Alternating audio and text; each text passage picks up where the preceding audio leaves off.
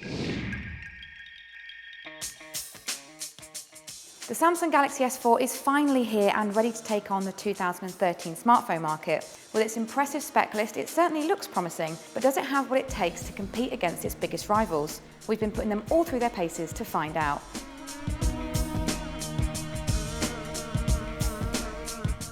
The S4 has kept the plastic design of its Galaxy predecessors, which will be a love it or hate it feature for many. Of course, it allows the back panel to be removable for expandable storage and exchangeable batteries, but it does mean it lacks the more premium finish of its current rivals. We particularly like the HTC One's full metal design, and while the Xperia Z does win points for its glass back panel, we prefer the curved edges of the One compared to the more angular design of the Z.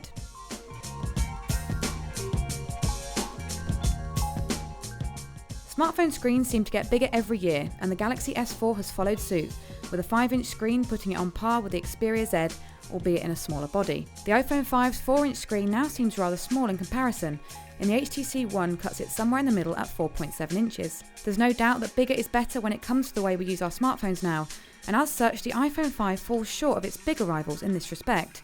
Even its once class-leading Retina screen has been beaten by its pin-sharp competitors.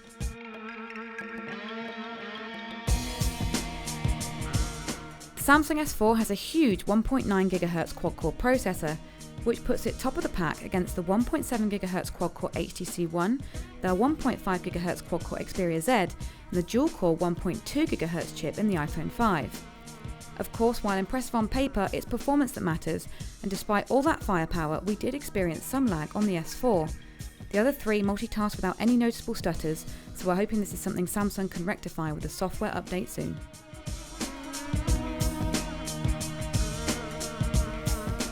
The S4 runs on the latest version of Android Jelly Bean, while the Xperia Z and HTC One run on Jelly Bean 4.1.2. This is just an incremental difference though, and with their individual interfaces over the top, there's no real difference of note. Of the three Android phones, we like the HTC One's minimalist styling of its icons, though the bright interface design of the S4 will no doubt be popular with many. Of course, the iPhone 5 features iOS, which still has the edge over Android when it comes to pure pick-up-and-go simplicity.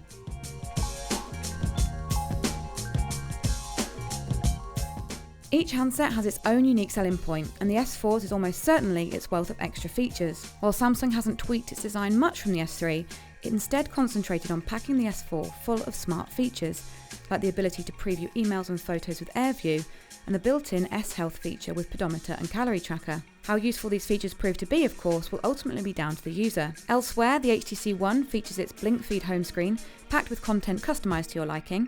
The iPhone has all the power of its App Store, and there's no worries of splashes and spills with the waterproof Xperia Z.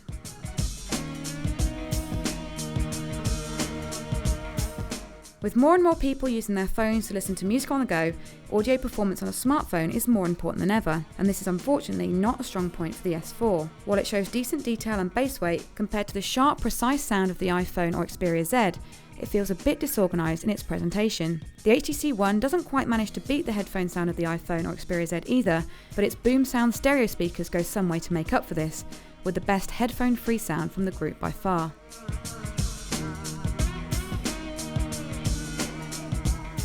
As screens have got bigger, using our smartphones to watch movies has become a no-brainer, and so video performance is key. The Galaxy S4 takes on the usual Samsung colour palette of being very bright and vibrant, but ultimately a little overblown, with whites coming across a little on the warm side. The HTC One and Xperia Z fight this section out, and viewed straight on they're both full of natural colour and sharp, clean lines. The Xperia Z falls down on viewing angles though, making it almost unwatchable when viewed anything other than straight on.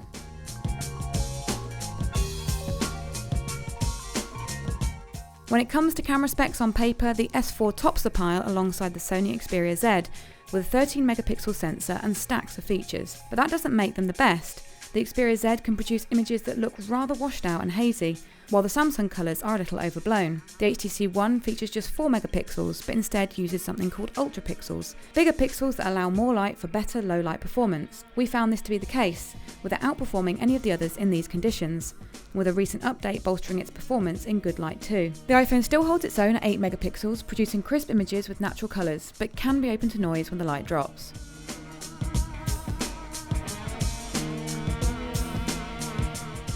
So that's a brief overview of how these four phones stack up against one another, but of course there is plenty more that we haven't been able to say here. Before you make up your mind, be sure to head over to whathifi.com to read our full in-depth review on all of these phones, and keep your eye out for the July issue of What Hi-Fi Sound and Vision for our smartphone super test to find out which phone emerges victorious.